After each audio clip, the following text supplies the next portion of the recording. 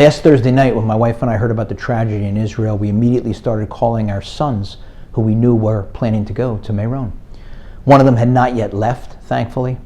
The other one was there. When we spoke to him, he was traumatized. He was in the tunnel when the event happened and narrowly escaped when, thank God, a police officer yanked down a wall to let him extricate himself from the tangle of bodies. We were simultaneously devastated over the news that so many had died, but also thankful that our family had been spared. But then we found out soon thereafter that we thought that too soon, because our daughter-in-law's 13-year-old brother, Ozzy Koltai, was missing.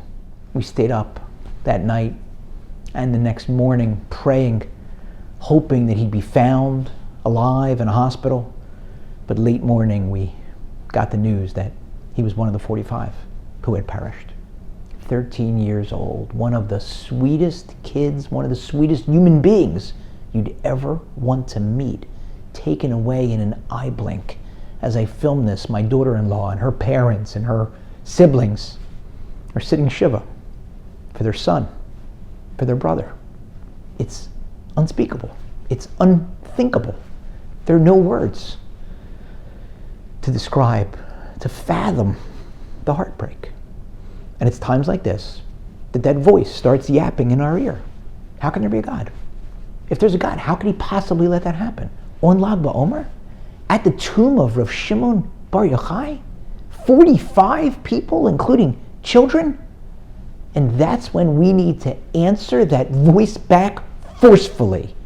And remember, as I heard it said once, that those who believe in God have to explain why bad things happen to good people.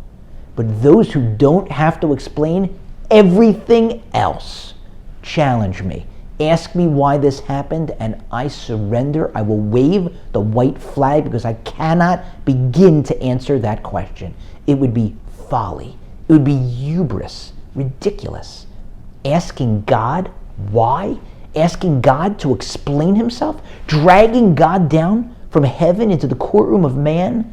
No, we can't do that. That's one of the cornerstones of our belief.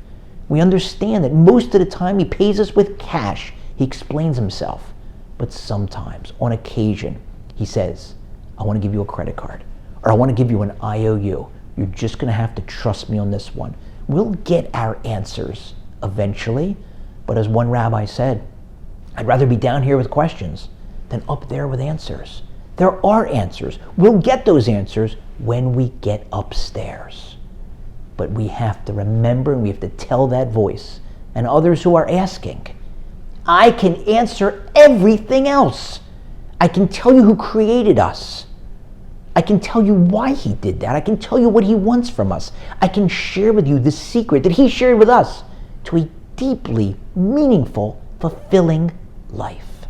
So no, I can't answer that one question, but I can answer everything else. And I know deep down that even in times like this, when it seems like he has abandoned us, he hasn't. He's up there suffering with us because he loves us, each of us, more than anyone else in the world. When I got the news, I said, I have to do something big. I have to change. I have to be a different, better person. And I still want to do that. But then my daughter-in-law's mother sent me a message and asked me to share it with others. She said, please ask people to take on something small in Ozzy's memory. Because it was the small things, the details that were important to him. And I thought about that a lot. And yes, I still want to change and I still want to do something big.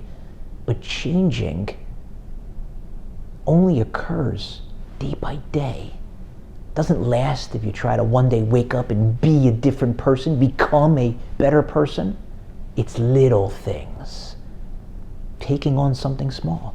It can be something ritualistic between you and God, something related to Shabbos observance or the holidays or the kosher laws.